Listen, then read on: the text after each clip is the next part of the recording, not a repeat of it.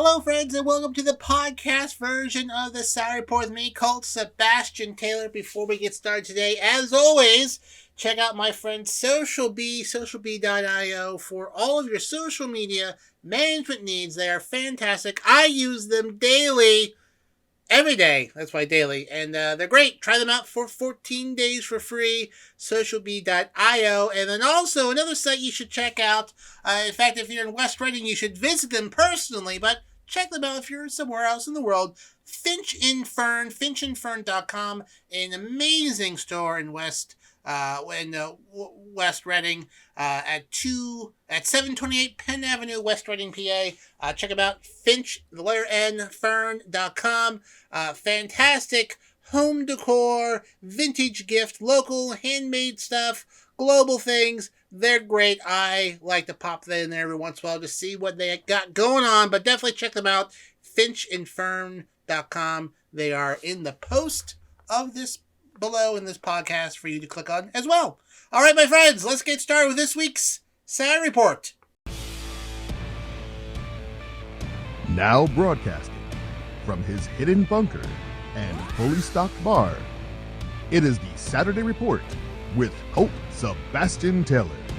Thank you, and welcome once again, my friends, to the Salary Report with me, Colt Sebastian Taylor, adventurer, entrepreneur, and amateur swashbuckler. And welcome to AWSM Radio, an independent digital-only radio station that plays today's best music, old school classics, along with a rotating cast of all-star DJs. AWSM Radio focuses on mainstream artists, independent artists, along with a variety of interesting music and talk shows throughout the day, such as my own. All we do here is entertain, inspire, and inform. And my friends, I want to engage with you. I want you to be part of the conversation. So you can find me on the Twitter, on the Instagram, on the Facebook, on the Cameo, on the Counter Social, even on Threads. Although it's really hard to post on there, at Colt S. Taylor. And you can catch up on all of my ventures at ColtSebastianTaylor.com. And of course, if you miss this live broadcast any weekend, you can listen to the podcast version of the show at anchor.fm/Colt S. Taylor. All right, my friends, let's get started with this week's Saturday Report. First up this week, some sad news. Irish-born singer Sinead O'Connor passed away this week at the age of 56. No cause of death at the moment, although police say it is not considered to be foul play or anything like that. It's not being treated as suspicious by the Metropolitan Police of London. She was found dead in her place in Herne Hill, South London, and then was confirmed by the Irish Times News a short time later. Best known for many of her songs, also known for tearing a picture of the Pope on Saturday Night Live in 1992, which she got a lot of criticism for. She tore it to bring up about the attention of child abuse within the Catholic Church. Got a lot of heat for that. A lot of people turned against her for that. Turns out she was right. There is a story where after she did that, she was coming to play. The entire crowd started booing her. She kind of stood there on stage. And Chris Christopherson, the actor and singer, came up to her on stage and whispered in the ear, saying, "Don't let the bastards get to you." And she went on to perform and whatnot.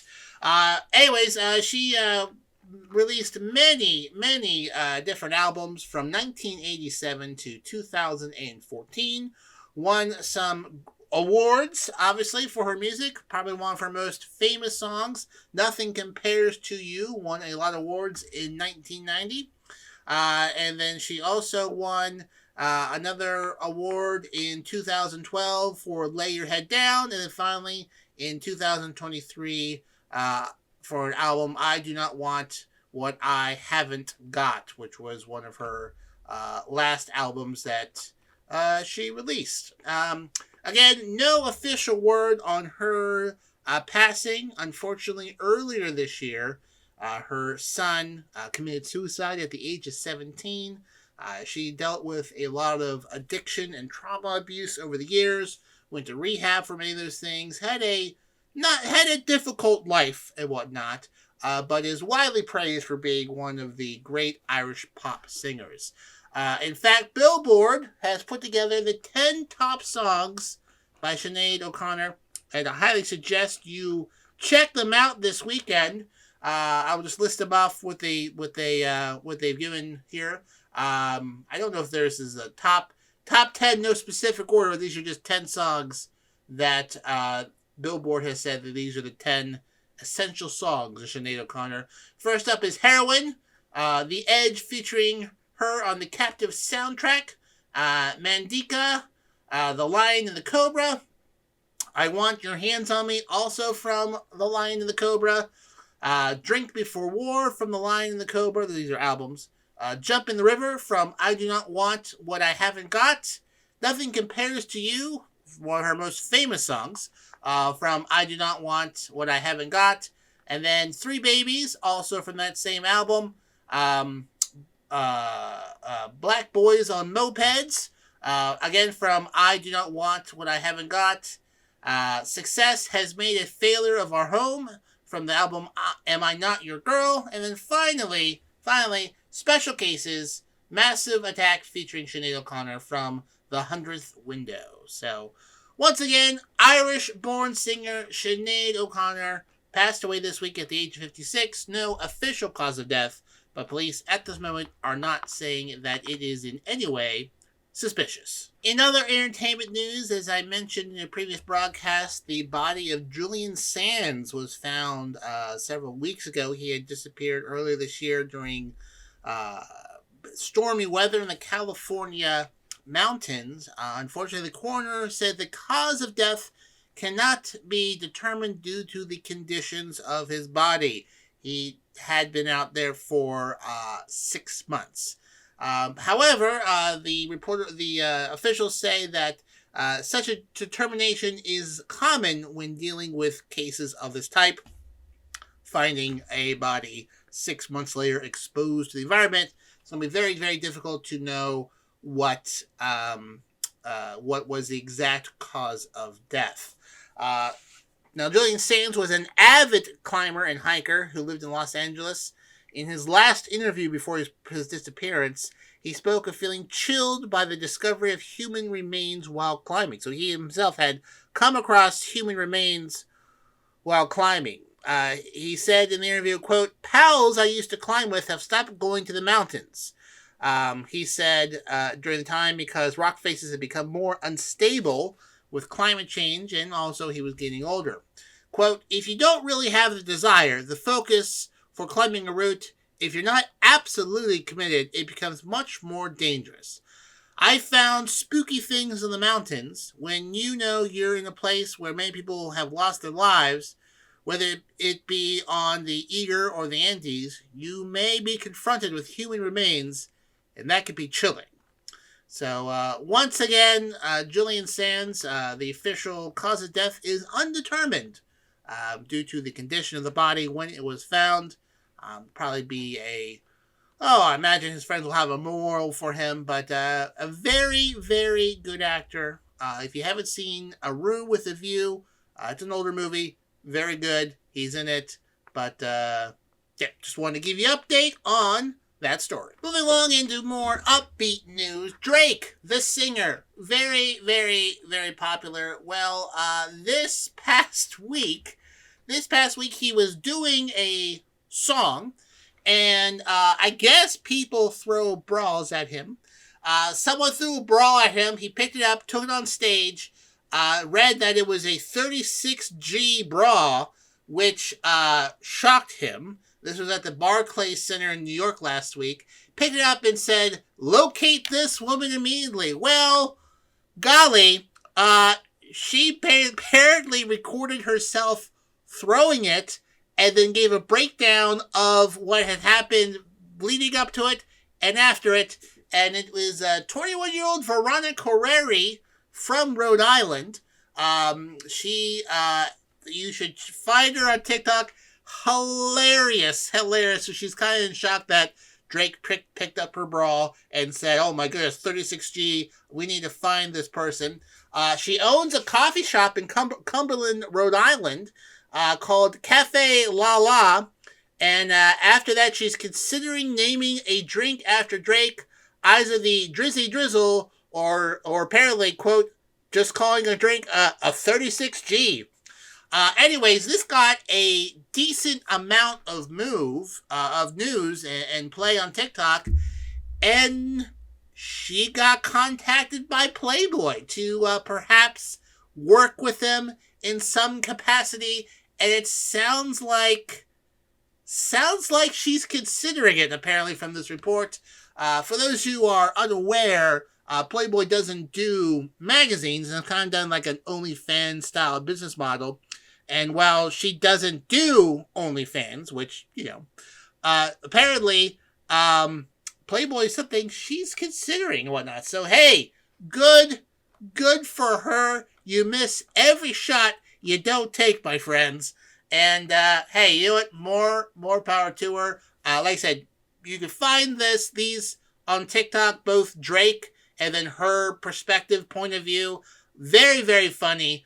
And I hope she makes a few bucks out of this. At least get some more business for her coffee shop. I don't live anywhere near Rhode Island, but Veronica, I am very, very proud of you. That is some amazing, amazing stuff.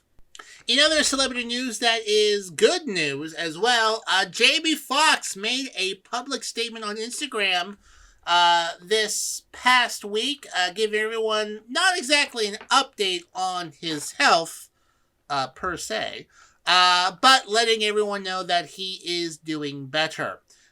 He thanked his family for taking care of him and maintaining his privacy.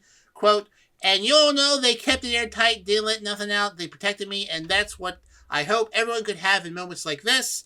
To be honest with you, my sister, Deidre Dixon, my daughter, Corinne Marie, saved my life.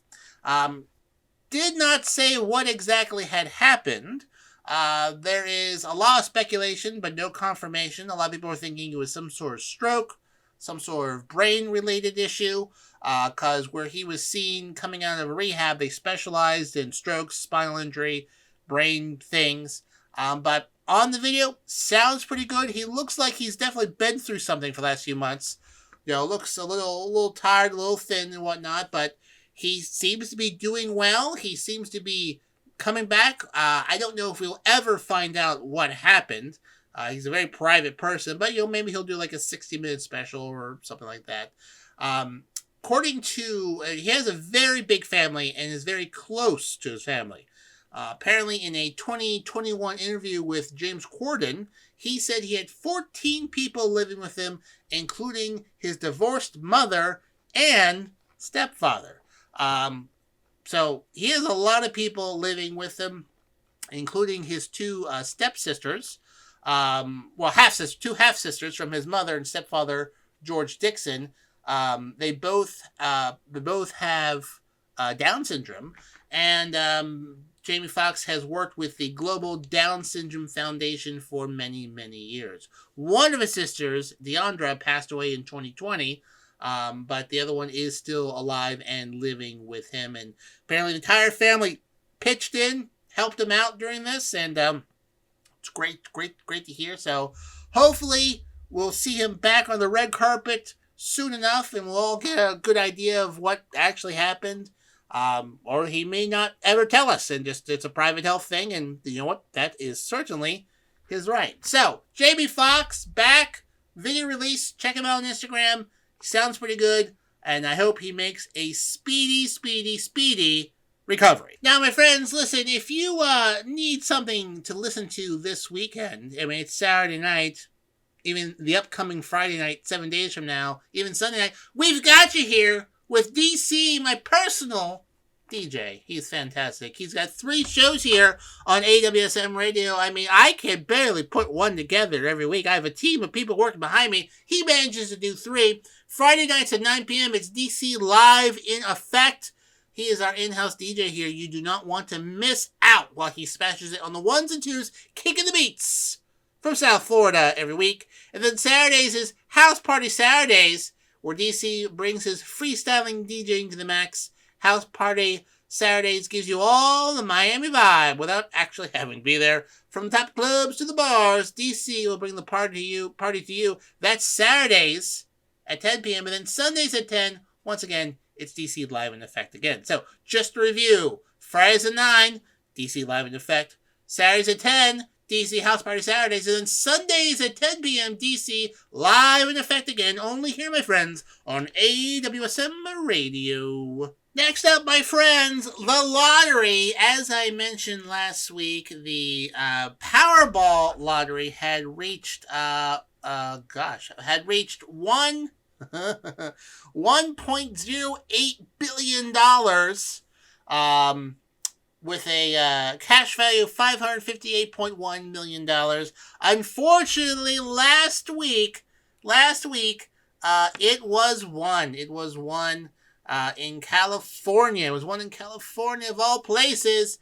However, the Mega Millions, the other big lottery thing, is going on. Also, tonight there is a drawing. I mean, tonight being, I record this on Friday, so when you're listening to this, there could already be a winner. It could be me. It could be me. And if it is, this will be a much higher produced show next week.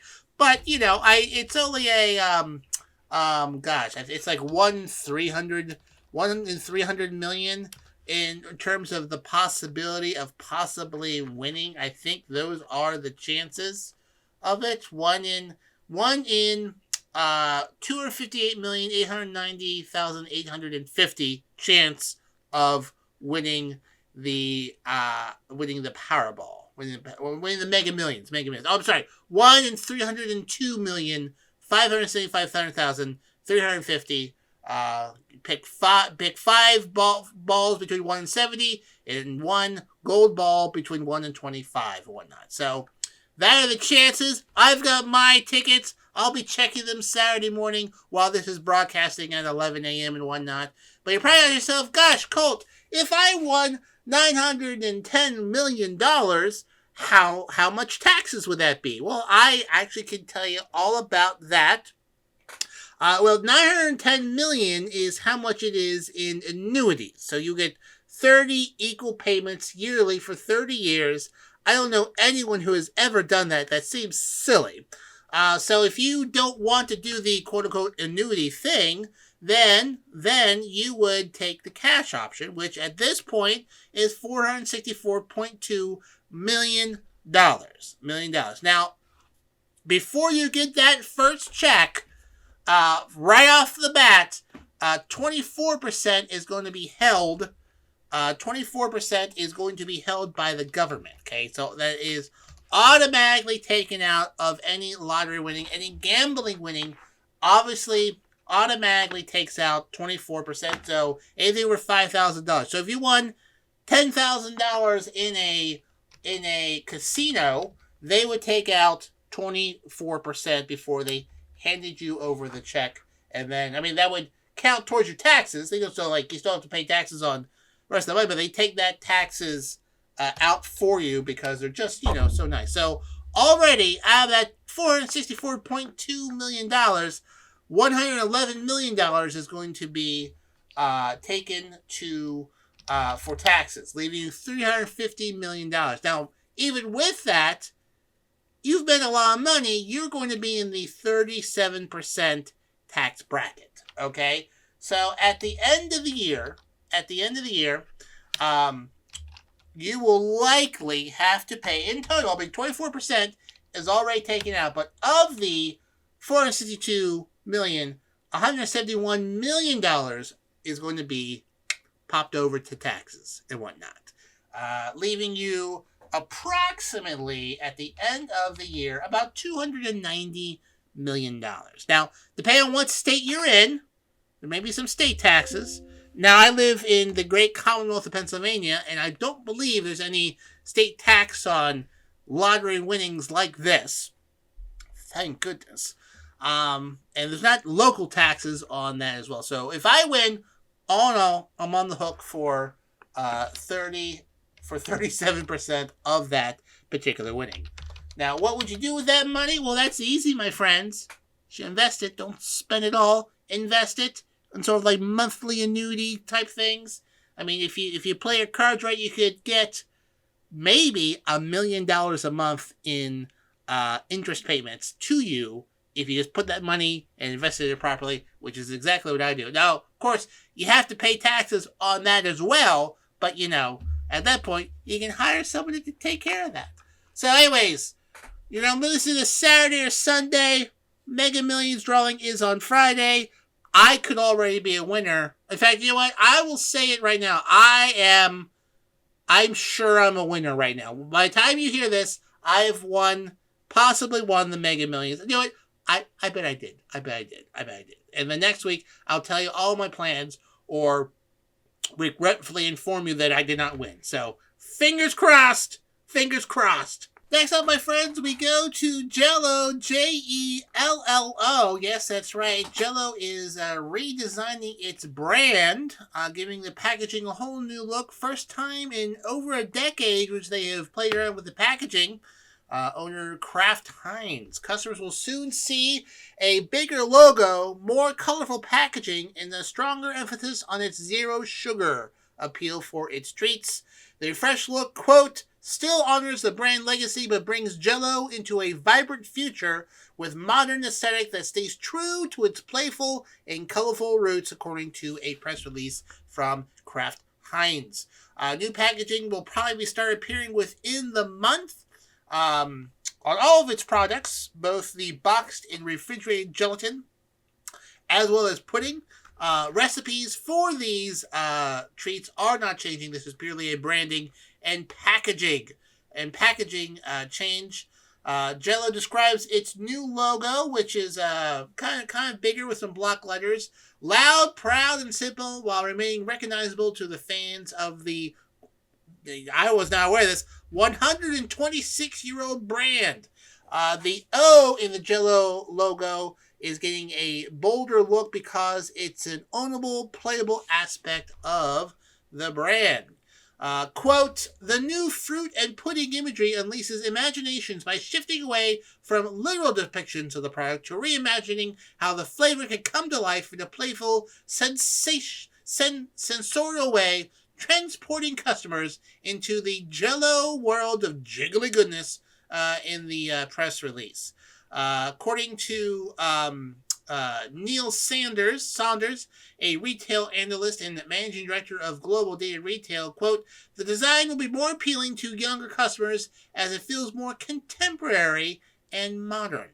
It also is taking the cue from sodas, changing the language of sugar-free to zero sugar. A lot of sodas who put out like Coke Zero, Pepsi Zero are saying zero sugar.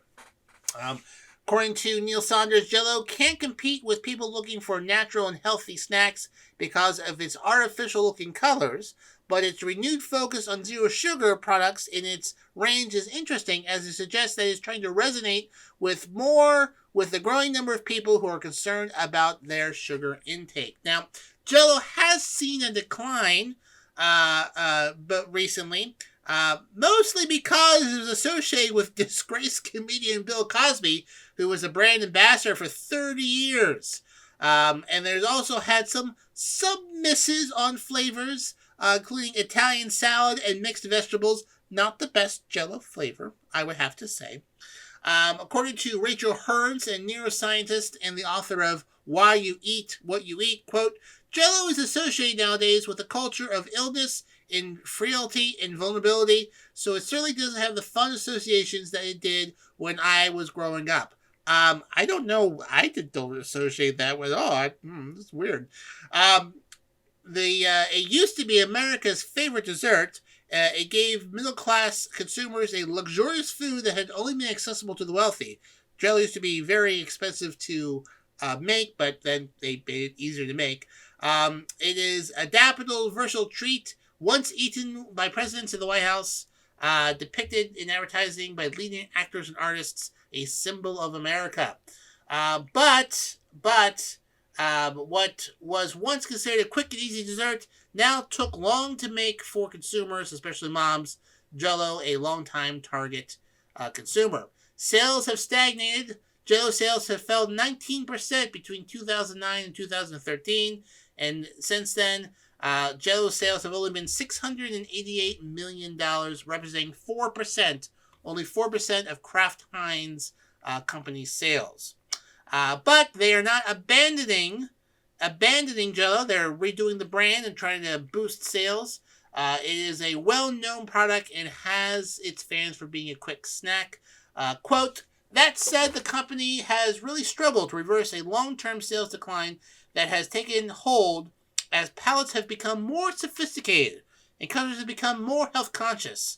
Hopefully the better design will make people take another look, but it remains to be seen if this will convert into sales. So, I honestly don't know the last time I had Jell-O, to be honest with you. I've had Jell-O in recipes, but it was just a regular old Jell-O. I have not. But, now I kind of want some. Do like myself some key lime pie Jell-O.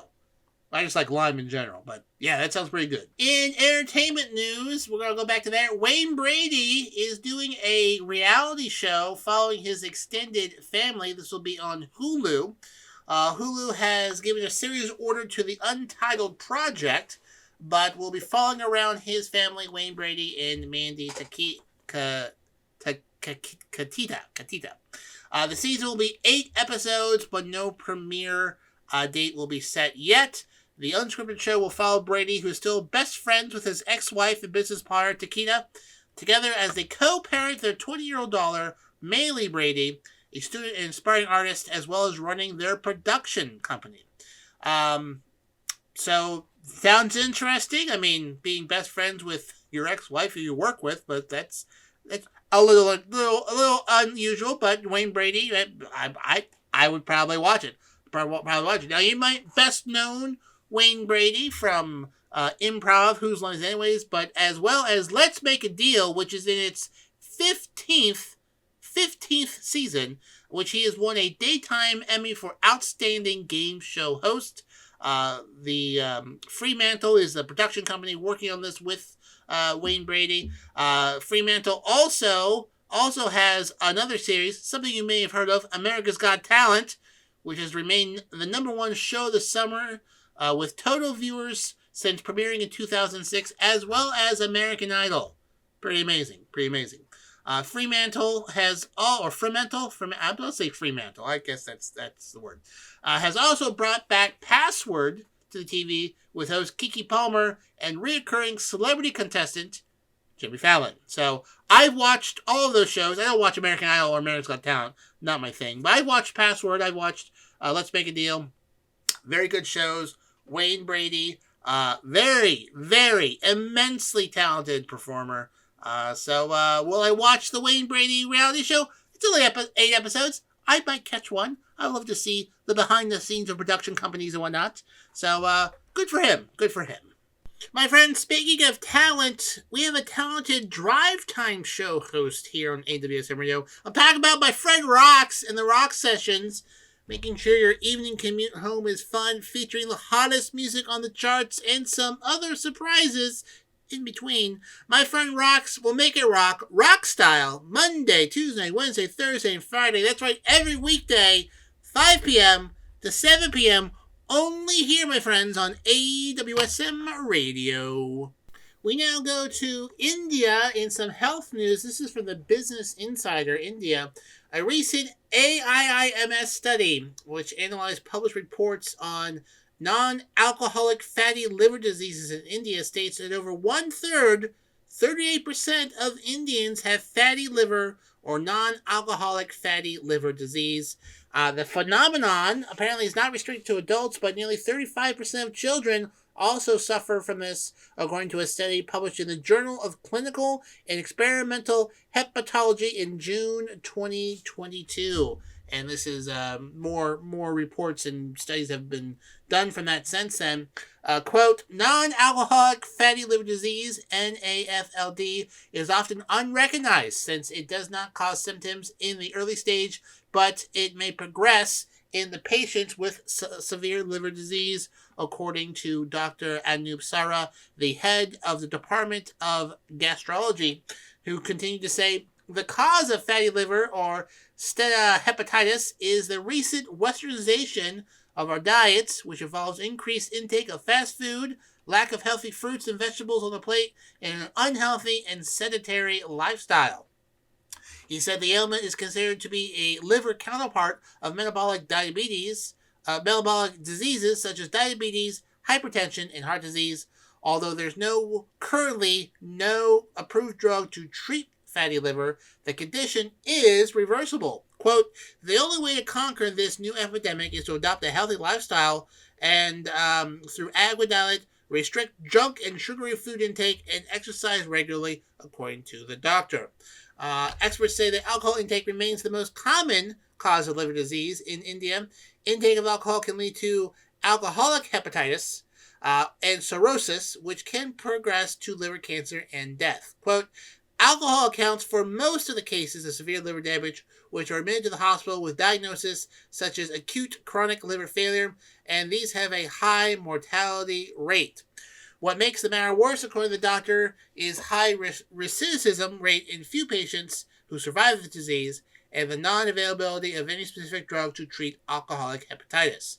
The only way to avoid this disease is to avoid alcohol intake, as no alcohol is safe for the liver. Ooh, that's a tough drink to swallow.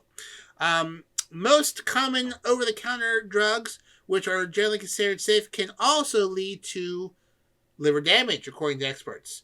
Drugs used to treat tuberculosis, also as well as antibiotics, chemotherapy, and antiepileptic drugs can lead to liver damage. So you should always be careful with those drugs as well. So looks like the increased fast foodization is causing some health issues in India. So my friends, regardless of where you are, be it Greece, India, Brazil, the United States, where all my top listeners listen, be mindful of your intakes and whatnot. Exercise. Try not to be so sedentary. Move around a bit.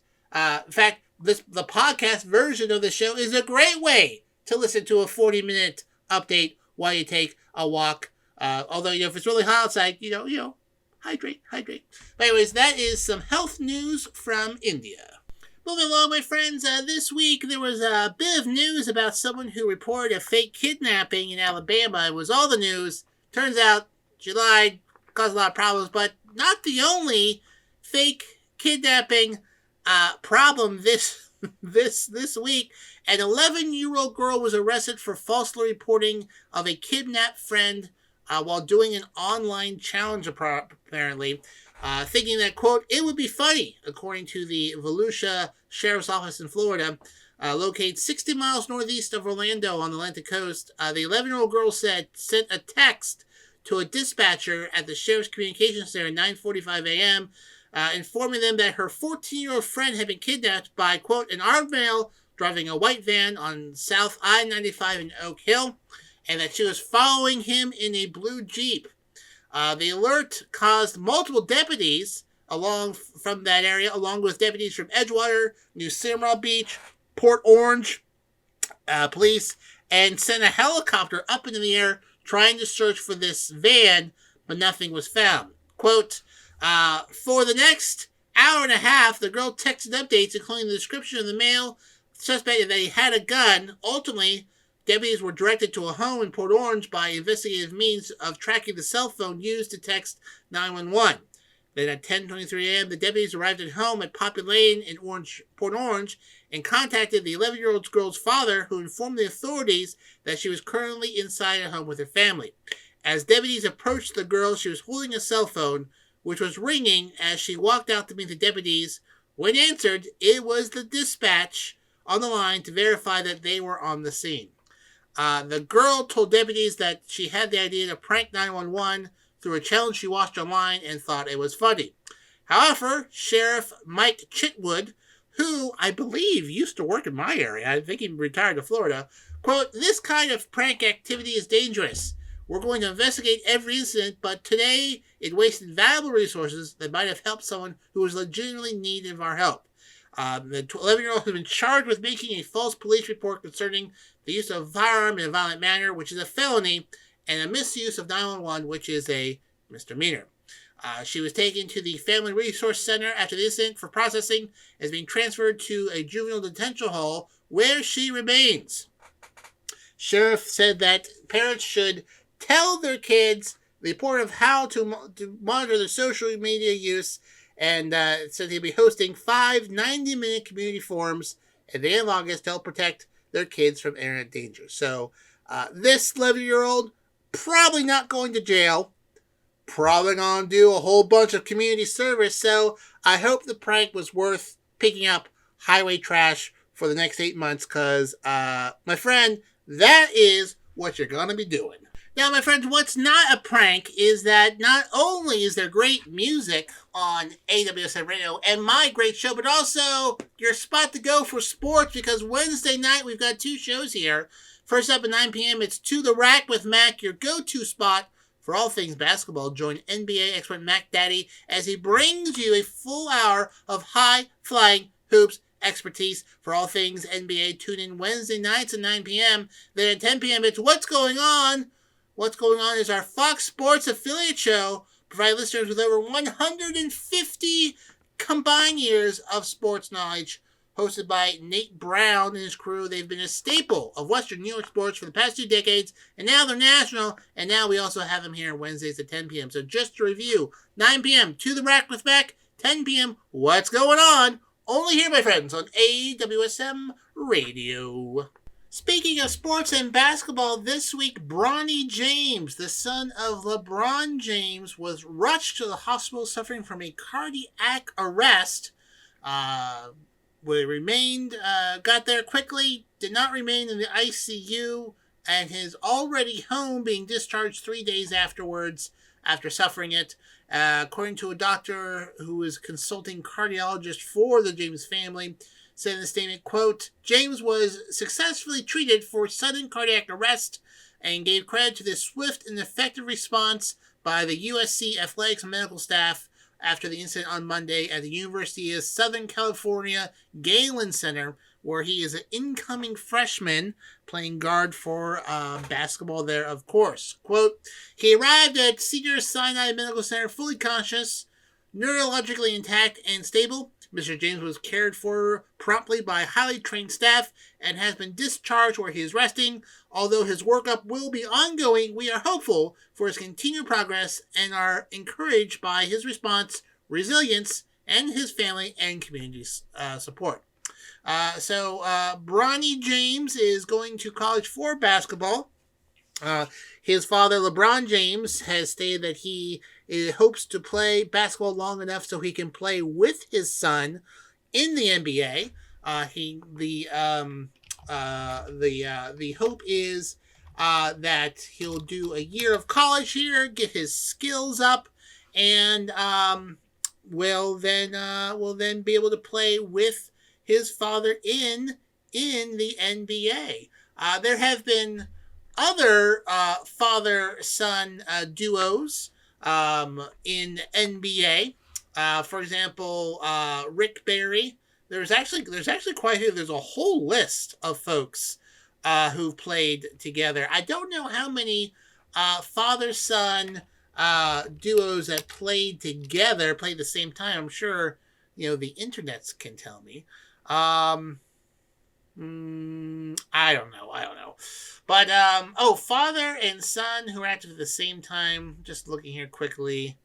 You know what? I'm not going to research this here right now. So, I'll find out. I'll tell you next week. But anyways, that is LeBron James's hope that he can play with his son, Bronny. Now, there's no word what exactly caused this sudden cardiac arrest. Obviously, the lunatics out there are blaming the COVID vaccine. Obviously not. That's not it. Heart attacks, cardiac arrests in sports is a fairly common thing, especially as sports get more intense. But they'll do tests. Good news, he's home, he's okay, no sort of neurological damage, and they'll try to figure out what exactly caused this, and then hopefully they can avoid it so Bronny James can pursue his career of being an NBA player and playing, hopefully, with his dad, Mr. LeBron James himself. Well, my friends, that just about wraps up this week's Saturday Report with me, Colt Sebastian Taylor. Thank you so much for joining me here today. Remember, you can find me on the Twitter, on the Instagram, on the Facebook, on the Counter Social, on Twitch, on Cameo, at Colt S. Taylor. If you have missed the broadcast of this show, you just tuned in or missed last week, you can catch the podcast version of all of my shows at anchor.fm/Colt S. Taylor. I also usually plug a few things on there as well, so be sure to check it out. Subscribe, please. And yes, so thank you so much for joining me here today. I've enjoyed it. You've enjoyed it. We've all enjoyed it. And once again, if you like, the online Dungeons and Dragons, check out ColtSebastianTaylor.com. Find my regular Wednesday game, the Longshots Dungeons and Dragons. I like to do it. No longer playing the fantasy version myself. Wrapped up that campaign. Be a new campaign starting soon. So if you like high fantasy adventure, be sure to check me out on Twitch on Wednesdays. All right, my friends. Until next time, I'm Colt Sebastian Taylor, and I'll see you later. And once again, thank you for listening to the podcast version of the Saturday Report with me, Colt Sebastian Taylor. Be sure to check out the links in the post below, socialbee.io, for all of your social media needs, and then finchandfern.com for all of your home decor, gift, vintage, local, handmade gift needs as well. All right, until next week, once again, I'm Colt Sebastian Taylor, and I'll see you later.